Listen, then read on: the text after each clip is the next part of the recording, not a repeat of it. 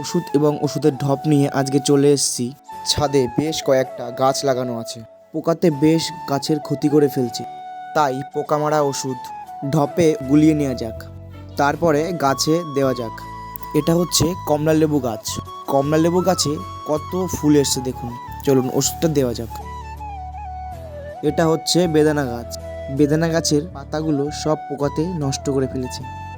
এটা হচ্ছে জামরুল গাছ। জামরুল গাছটা দেখুন কত সুন্দর হয়েছে।